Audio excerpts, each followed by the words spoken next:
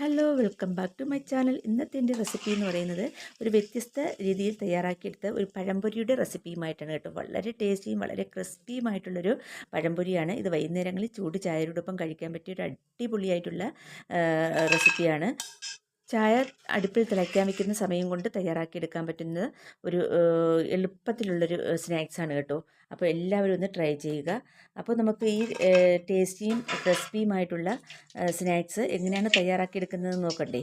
അപ്പോൾ ശരി, നമുക്ക് വീഡിയോയിലേക്ക് പോകാം.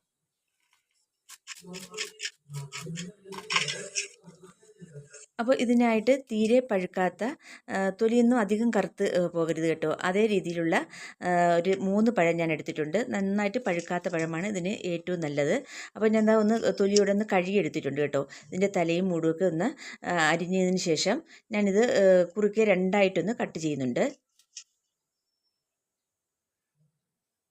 അപ്പോൾ അതിൻ്റെ തലപ്പും മൂടുമൊക്കെ ഒന്ന് കട്ട് ചെയ്ത് കളഞ്ഞു. ഇനി ഇത് രണ്ടായിട്ടൊന്ന് കുറുകെ ഒന്ന് കട്ട് ചെയ്യുന്നുണ്ടേ. അപ്പോൾ 3 പഴവും ഞാൻ കുറുക്കെ രണ്ടായിട്ട് കട്ട് ചെയ്തു. ഇനി നമുക്കിതിൻ്റെ തൊലി ഒന്ന് ഇളക്കി കളയാം.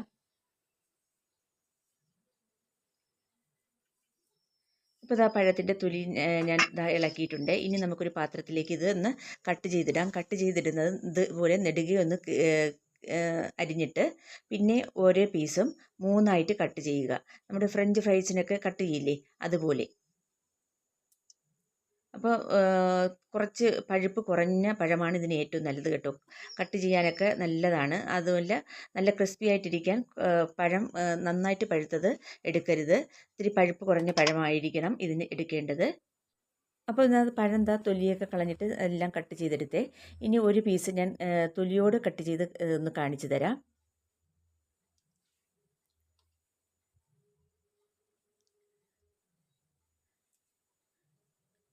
അപ്പോൾ നോക്കിക്കേ, ഞാൻ പഴമെല്ലാം കട്ട് ചെയ്തു. ഇനി ഒരു പീസുണ്ട്, അത് ഞാൻ തൊലിയോടെ കട്ട് ചെയ്യാൻ പോവുകയാണ്. പഴം കഴുകിയെടുത്തതിന് ശേഷമായിരിക്കണം കട്ട് ചെയ്യേണ്ടത് കേട്ടോ. അപ്പോൾ ഇതുപോലെ തന്നെ ഒന്ന് നെടുകെ ഒന്ന് രണ്ടാക്കി എടുത്തതിന് ശേഷം തൊലിയോടുകൂടി ഇതുപോലെ ഒന്ന് ഫ്രഞ്ച് ഫ്രൈസിന് അരിഞ്ഞിടുന്നത് പോലെ തന്നെ ഒന്ന് കട്ട് ചെയ്തെടുക്കുക. ഇത് നല്ല എളുപ്പമാണ് കേട്ടോ. നമുക്ക് കട്ട് ചെയ്തെടുക്കാൻ നല്ല എളുപ്പമാണ്. എന്നിട്ട് ഓരോ പീസും എടുത്തിട്ട് ഇതുപോലെ ഒന്ന് തൊലി വിരിഞ്ഞ് കളഞ്ഞാൽ മതി. നല്ല എളുപ്പമാണ്. അപ്പം നമ്മുടെ നേന്ത്രപ്പഴം എല്ലാം ഞാൻ കട്ട് ചെയ്തെടുത്തു. ഇനി നമുക്കിത് ഒന്ന് ഡിപ്പ് ചെയ്തെടുക്കാൻ വേണ്ടി ഒരു ബാറ്റർ തയ്യാറാക്കിയെടുക്കണം. അതിനുവേണ്ടി ഒരു പാത്രത്തിലേക്ക് ഞാനൊരു 3/4 കപ്പ് മൈദമാവ് ഇട്ട് കൊടുത്തിട്ടുണ്ട്. ഇനി ഇതിലേക്ക് 2 ടേബിൾ സ്പൂൺ കോൺഫ്ലവർ പൊടിയും കൂടി ഇട്ട് കൊടുക്കാം.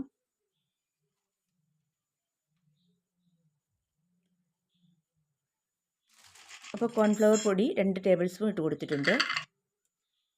ഇനി ഇതിലേക്ക് 1 ടേബിൾ സ്പൂൺ പഞ്ചസാര ഇട്ട് കൊടുക്കാം.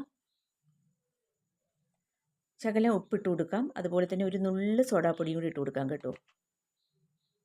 ഒരു 1/4 ടീസ്പൂണിന് താഴെ മഞ്ഞൾപ്പൊടി ഇട്ട് കൊടുക്കാം.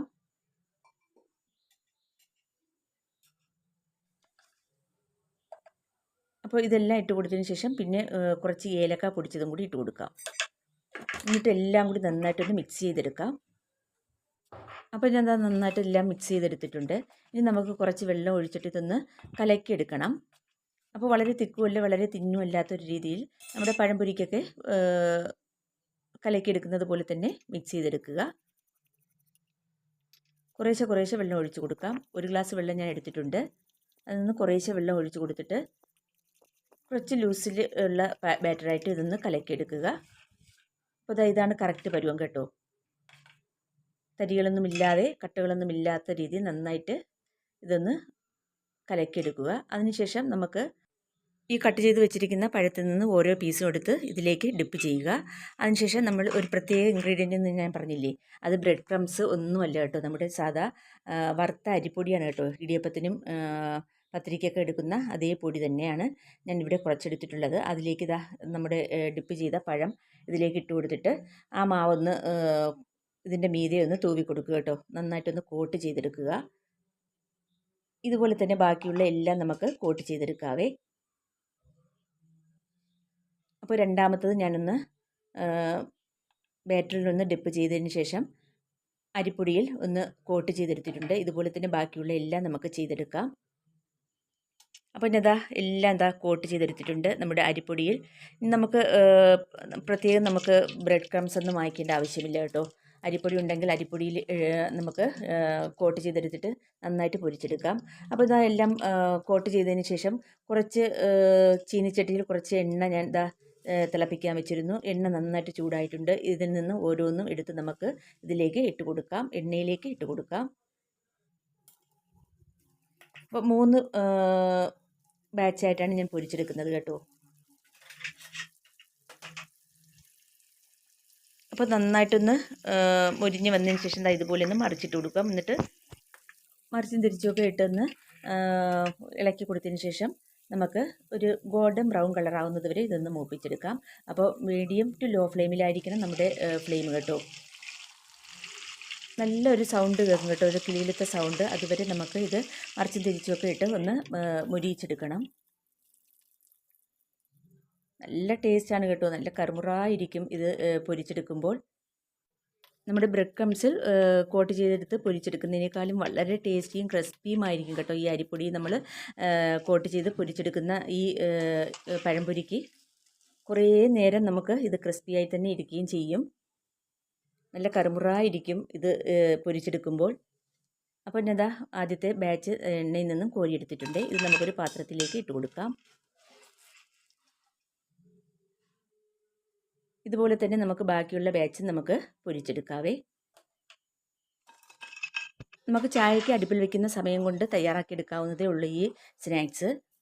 വൈകുന്നേരങ്ങളിൽ ചൂട് ചായയോടൊപ്പം കഴിക്കാൻ പറ്റിയ അടിപൊളിയായിട്ടുള്ളൊരു പഴംപൊരിയാണ് കേട്ടോ. സാധാരണ നമ്മൾ പഴംപൊരി ഉണ്ടാക്കുമ്പോൾ വലിയ പീസായിട്ട് അരിഞ്ഞിട്ടിട്ട് അത് മാവിൽ മുക്കിയിട്ട് നമ്മൾ പൊരിച്ചെടുക്കുകയല്ലേ ചെയ്യുന്നത്. അത് നല്ല ഉള്ളൊക്കെ നല്ല സോഫ്റ്റ് ആയിരിക്കുമല്ലോ. ഇത് നല്ല ക്രിസ്പിയാണ് കേട്ടോ. നല്ല നമ്മുടെ റസ്കൊക്കെ കടിച്ച് തിന്നുന്നത് പോലെ ഇരിക്കും അതിൻ്റെ ടെക്സ്ചർ. അപ്പോൾ ഇതാ രണ്ടാമതിട്ട നമ്മുടെ പഴംപൊരിയും നന്നായിട്ടൊന്ന് മൂത്ത് കിട്ടിയിട്ടുണ്ട്. ഇത് മൂക്കുന്ന സമയത്ത് നല്ല സൗണ്ടാണ് കേട്ടോ, കിലുകിലാ ഉള്ള സൗണ്ടാണ്. നമുക്ക് പ്രത്യേകം ഇത് അറിയാൻ പറ്റും. അപ്പോൾ ഇതാ രണ്ടാമത്തെ ബാച്ച് ഞാൻ എന്താ കോരിയെടുത്തിട്ടുണ്ട്. ഇതുപോലെ തന്നെ ബാക്കിയുള്ള എല്ലാം നമുക്ക് പൊരിച്ചെടുക്കാവേ. യൂട്യൂബിൽ ഞാൻ കണ്ടിട്ടുള്ളത് ബ്രെഡ് ക്രംസിൽ കോട്ട് ചെയ്തെടുത്തിട്ട് പൊരിച്ചെടുക്കുന്ന പഴംപൊരിയാണ്. അപ്പോൾ ഇതെൻ്റെ ഒരു പുതിയൊരു ഐഡിയ ആണ്. ഇത് ഞാൻ അരിപ്പൊടിയിലൊന്ന് കോട്ട് ചെയ്തെടുത്തിട്ട് പഴംപൊരി ഒന്ന് പൊരിച്ചെടുക്കാമെന്ന് വിചാരിച്ചു.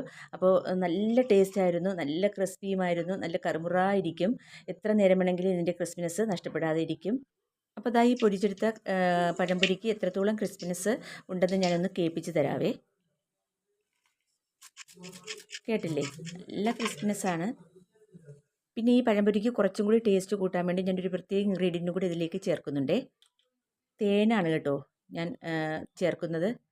അപ്പോൾ ഞാനിതിലേക്ക് ഒരു 1/4 ഗ്ലാസ്സിന് മേലെ തേൻ എടുത്തിട്ടുണ്ട്. ഇത് നമുക്ക് ഇതിൻ്റെ മുകളിലായിട്ട് ഒഴിച്ചു കൊടുക്കാം. വളരെ ടേസ്റ്റിയാണ്, കൊച്ചുമക്കൾക്കൊക്കെ വളരെയധികം ഇഷ്ടമാകും. ഒരു പ്രത്യേക ടേസ്റ്റാണ്. ഇങ്ങനെ തേൻ ഒഴിച്ച് കൊടുക്കുന്നെങ്കിൽ നമുക്ക് പഞ്ചസാര കുറച്ചിട്ട് കൊടുത്താൽ മതി കേട്ടോ. ഞാനിതിൽ 1 ടേബിൾ സ്പൂൺ അല്ലേ പഞ്ചസാര ഇട്ട് കൊടുത്തിട്ടുള്ളൂ. ഇനി പഞ്ചസാര ഇട്ട് കൊടുത്തില്ലെങ്കിലും നമുക്ക് ഈ തേൻ ഒഴിച്ചാൽ നന്നായിട്ട് നല്ല ടേസ്റ്റോടുകൂടി കഴിക്കാം. അപ്പോൾ നിങ്ങൾക്ക് എല്ലാവർക്കും ഇന്നത്തെ വീഡിയോ ഇഷ്ടമായെന്ന് വിചാരിക്കുന്നു. വീഡിയോ ഇഷ്ടമായ ലൈക്ക് ചെയ്യാനും ഷെയർ ചെയ്യാനും കമൻറ്റ് ചെയ്യാനൊന്നും മറന്നു പോകരുതേ. പിന്നെ എൻ്റെ വീഡിയോ ആദ്യമായിട്ട് കാണുന്ന കൂട്ടുകാരുണ്ടെങ്കിൽ പ്ലീസ് ഒന്ന് സബ്സ്ക്രൈബ് ചെയ്തൊന്ന് സപ്പോർട്ട് ചെയ്യണേ. ആ തൊട്ടടുത്ത ബെൽ ബട്ടനും കൂടി ഒന്ന് പ്രസ് ചെയ്ത് ഓൾ എന്ന ഓപ്ഷനും കൂടി എനേബിൾ ചെയ്താൽ ഞാൻ ചെയ്യുന്ന എല്ലാ വീഡിയോസിൻ്റെയും നോട്ടിഫിക്കേഷൻ ഉടൻ തന്നെ നിങ്ങൾക്കെത്തും. അപ്പോൾ പ്ലീസ് സബ്സ്ക്രൈബ് ചെയ്തൊന്ന് സപ്പോർട്ട് ചെയ്യുക. നിങ്ങളുടെ സപ്പോർട്ട് ഉണ്ടെങ്കിൽ മാത്രമേ നമുക്ക് മുന്നോട്ട് പോകാൻ കഴിയുകയുള്ളൂ. അപ്പോൾ ഇതുവരെ ഉള്ള സപ്പോർട്ട് വീണ്ടും അങ്ങോട്ടും പ്രതീക്ഷിക്കുന്നു. അപ്പോൾ ഇതുപോലുള്ള നല്ല വീഡിയോസുമായി വീണ്ടും വരുന്നതാണ്. അതുവരേക്ക് എല്ലാവർക്കും താങ്ക് യു.